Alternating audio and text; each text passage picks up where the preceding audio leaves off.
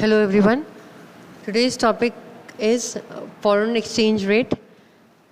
In this, first of all, I will start with the basic concept, that is what is foreign exchange or foreign currency. Foreign exchange simply means foreign currency. Okay, foreign exchange का मतलब होता है foreign currency हमारी country या domestic country के अलावा किसी भी कंट्री की जो करेंसी होती है, जो वहाँ पे जो नोट्स चलते हैं या जो भी करेंसी चलती है उसको हम लोग कहते हैं फॉरेन एक्सचेंज या फॉरेन करेंसी. ठीक है. और एक पर्टिकुलर टाइम पे सेंट्रल बैंक के पास में जो भी स्टॉक होता है फॉरेन करेंसी का उसको हम लोग कहते हैं स्टॉक ऑफ फॉरेन एक्सचेंज. ठीक है. अब स्टॉक के अंदर बाकी इंडिया, जैसे अगर हम लोग इंडिया की बात करें तो आरबीआई के पास में रुपीज़ को छोड़ के जो डोमेस्टिक करेंसी है उसको छोड़ के जो फॉरेन करेंसी का जो भी स्टॉक होगा उसको हम लोग कहेंगे stock of foreign currency. Okay. Then comes foreign exchange rate. Foreign exchange rate का मतलब हम लोग यहाँ पे फॉरेन करेंसी एक्सचेंज कर रहे हैं तो उसकी रेट. फॉरेन एक्सचेंज रेट का मतलब होता है rate at which domestic currency can be exchange for a unit of foreign currency. कहने का मतलब ये है, अगर हमें फॉरेन करेंसी या फॉरेन कंट्री की करेंसी की अगर एक यूनिट को हमको परचेज़ करना है तो उसके बदले में हमको कितनी डोमेस्टिक करेंसी देनी पड़ेगी. ठीक है. 1 यूनिट ऑफ फॉरेन करेंसी. अगर हमें किसी भी कंट्री की एक यूनिट को ख़रीदना है, ठीक है, एक यूनिट को ख़रीदना है तो उसके बदले में हमें हमारी डोमेस्टिक करेंसी, जो हमारी डोमेस्टिक करेंसी क्या रुपीज़, अगर इंडिया के रेस्पेक्ट में बात करें तो हमको कितने रुपीज़ पे करने पड़ेंगे फॉरेन कंट्री की एक यूनिट को ख़रीदने के लिए.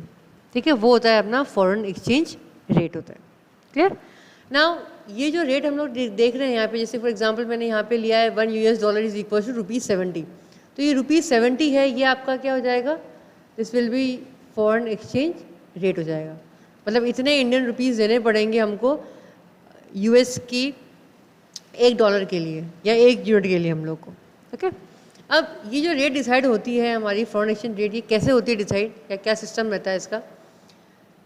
फॉरेन एक्सचेंज रेट को डिसाइड करने के लिए 2 सिस्टम होते हैं. पहला होता है इसके अंदर, वो होता है फिक्स्ड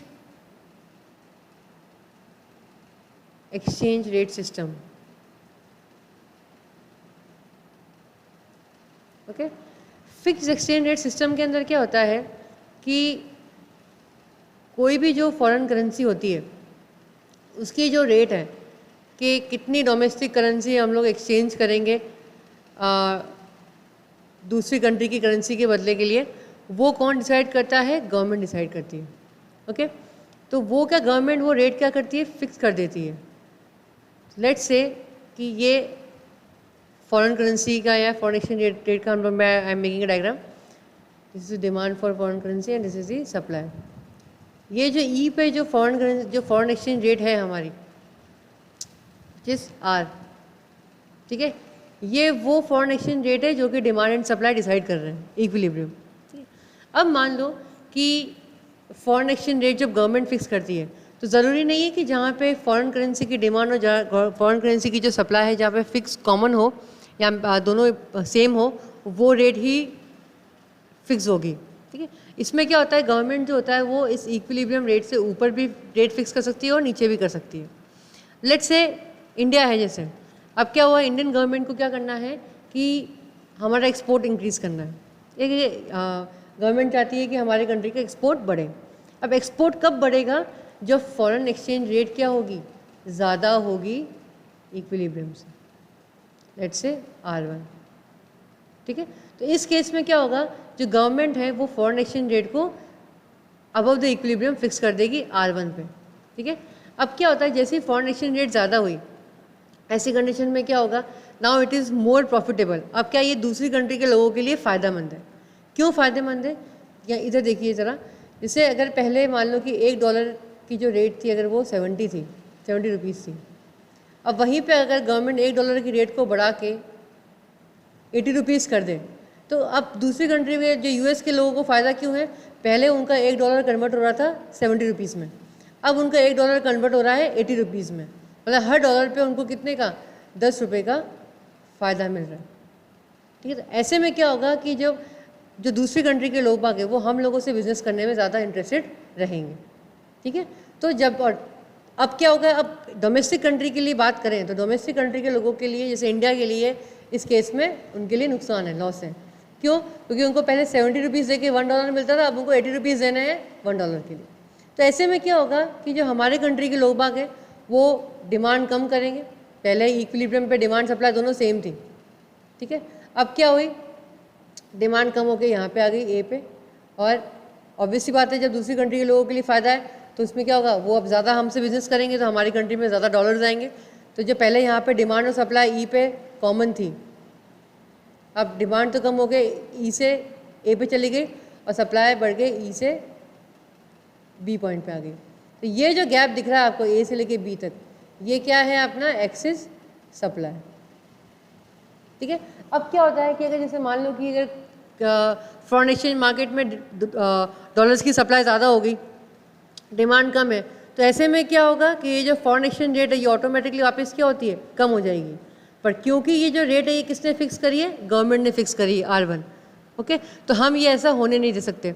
तो इसमें RBI क्या करेगी, जितने भी जो एक्सेस सप्लाई है डॉलर्स की मार्केट में वो क्या करेगी, RBI रुपीज़ के बदले में वो फॉरेन एक्सचेंज मार्केट से खरीद लेगी, ठीक है। क्यों खरीद लेगी, ताकि जो एक्सचेंज रेट है वो R1 पे बनी रहे, करेक्ट।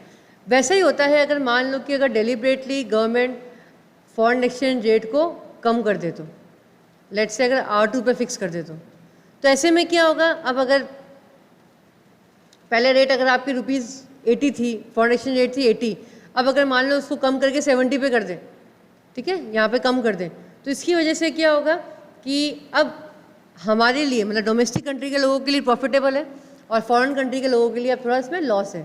तो ऐसे में क्या होगा कि जो डोमेस्टिक कंट्री के लोग बाग क्या करेंगे, डिमांड ज़्यादा करेंगे। तो यहाँ पे ई पे तो इक्विलिब्रियम में था, अब डिमांड क्या हो जाएगी, ई से बढ़ के डी पॉइंट तक आ जाएगी, ठीक है। और वहीं पे सप्लाई क्या होगी, अब कम होगी, सप्लाई कम होकर लेट से सी पॉइंट पे आ जाएगी। तो ये जो गैप दिख रहा है आपको, ठीक है, सी और डी के बीच में, ये क्या होगा हमारा गैप, एक्सेस डिमांड का गैप होगा।